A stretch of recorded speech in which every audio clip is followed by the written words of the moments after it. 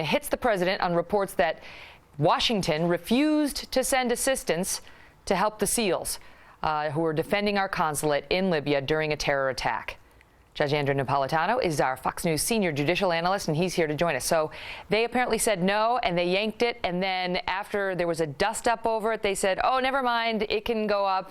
And it was just a mistake. But this is not the first time Facebook has targeted a group that might be critical, or a poster might be critical of the president. You know, Facebook has done this. To their credit, they put it back.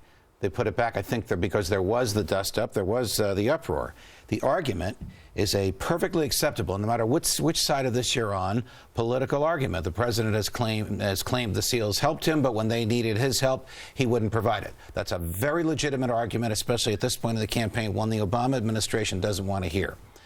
So the question is, can Facebook take down what it doesn't like?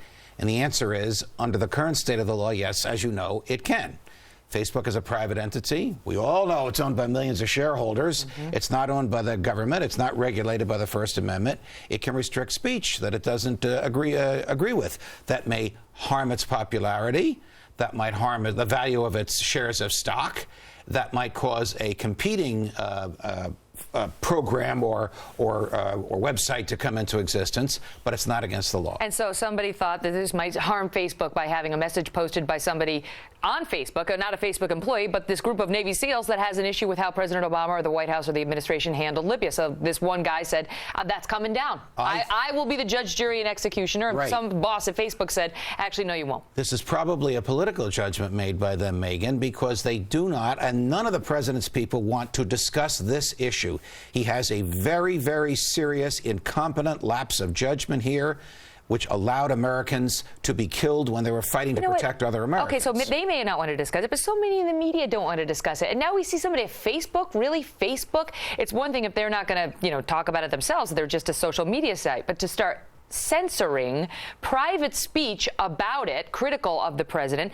Mike Gallagher was on this show, Judge, a couple of weeks ago, 6 weeks or so, and he said he has this book about 50 things liberals love to hate, or I don't know. Here it is. Okay. Hate? 50 things liberals love to hate. There you go. Mike Gallagher. I got it right. And he said they refused to advertise it on Facebook because they said they didn't like the word hate. Then he and his publisher, Simon & Schuster, got up in Facebook's face and said, oh, so if we had a book that said, I hate broccoli, you wouldn't post it? Right. And they ultimately reversed themselves on that, too. The beauty of social media used to be, and for the most part still is, absolute freedom of speech. Let the marketplace decide what speech is acceptable. If nobody hits on it, if people delete it from their own segment, that will express their views on it. But it's not the right of the poster, of the owner of the platform to sanction speech. And it changes just your idea of what they stand for and who they are if they start doing that of one political side. Correct. But because it's private property, because they own the hardware, they can do this lawfully. There may be ramifications to it, but not in a court of law. Well, they wound up reversing themselves for the second time in recent weeks. Judge, no thank you. surprise. Thank you, sir. Pleasure. Well, roughly 7 million Americans are without power in the aftermath of